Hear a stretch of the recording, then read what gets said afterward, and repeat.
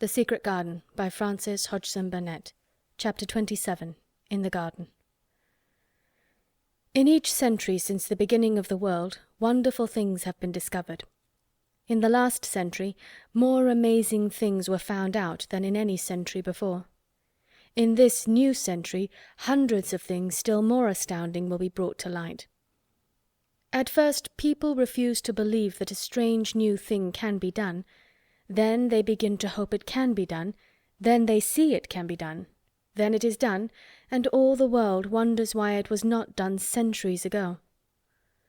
One of the new things people began to find out in the last century was that thoughts, just mere thoughts, are as powerful as electric batteries, as good for one as sunlight is, or as bad for one as poison.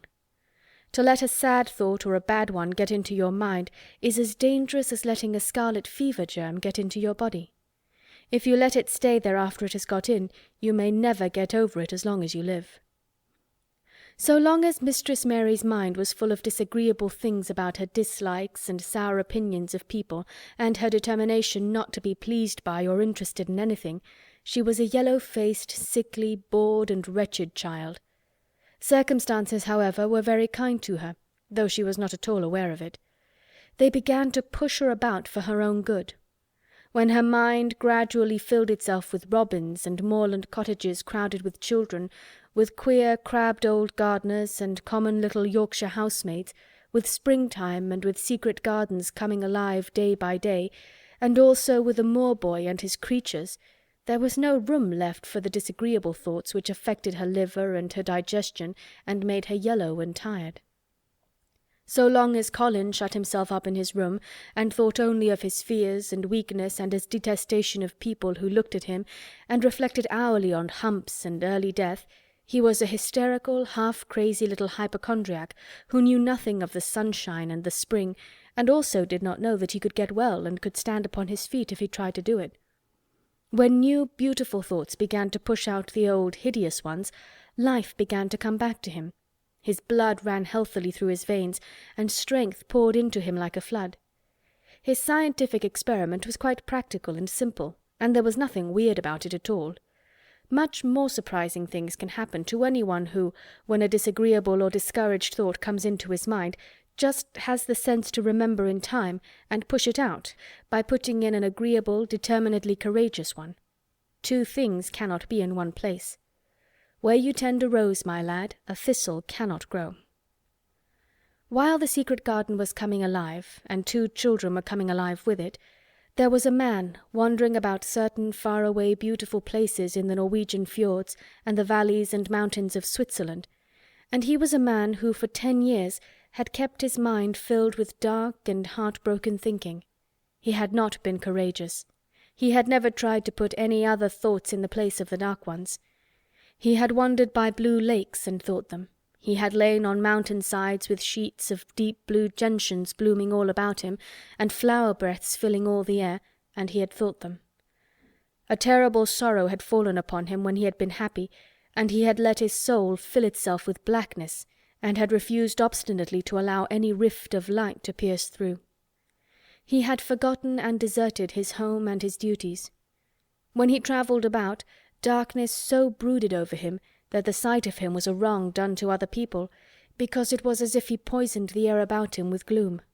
Most strangers thought he must be either half mad or a man with some hidden crime on his soul. He was a tall man with a drawn face and crooked shoulders, and the name he always entered on hotel registers was Archibald Craven, Misselthwaite Manor, Yorkshire, England.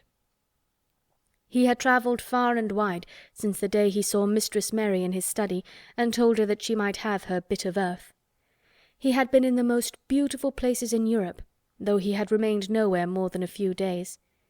He had chosen the quietest and remotest spots. He had been on the tops of mountains whose heads were in the clouds, and had looked down on other mountains when the sun rose and touched them with such light as made it seem as if the world were just being born. But the light had never seemed to touch himself, until one day when he realized that for the first time in 10 years a strange thing had happened. He was in a wonderful valley in the Austrian Tyrol, and he had been walking alone through such beauty as might have lifted any man's soul out of shadow. He had walked a long way, and it had not lifted his. But at last he had felt tired, and had thrown himself down to rest on a carpet of moss by a stream. It was a clear little stream which ran quite merrily along on its narrow way through the luscious damp greenness. Sometimes it made a sound rather like very low laughter as it bubbled over and round stones. He saw birds come and dip their heads to drink in it, and then flick their wings and fly away.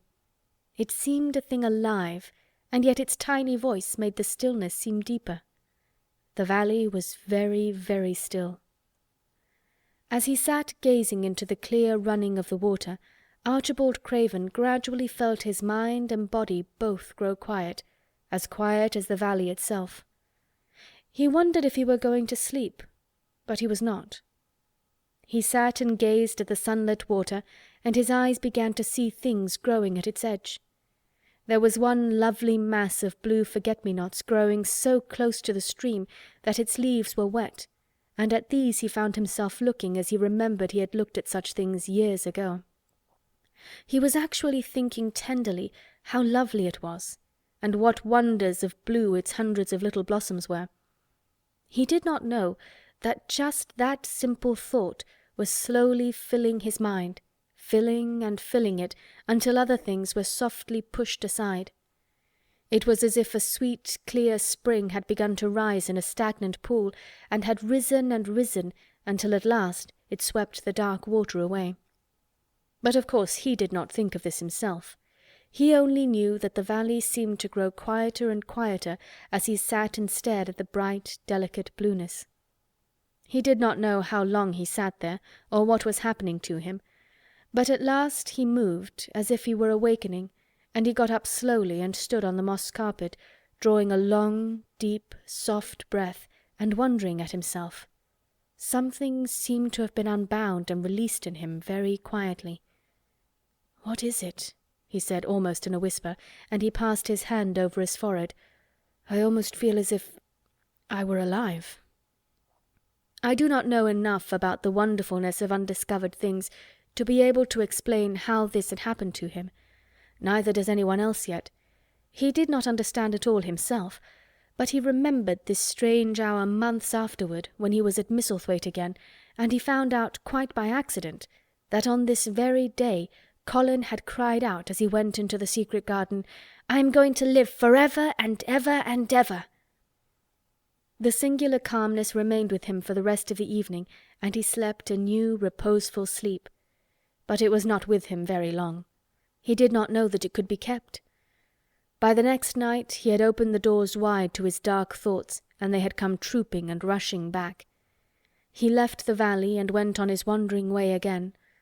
But strange as it seemed to him, there were minutes, sometimes half-hours, when, without his knowing why, the black burden seemed to lift itself again, and he knew he was a living man and not a dead one.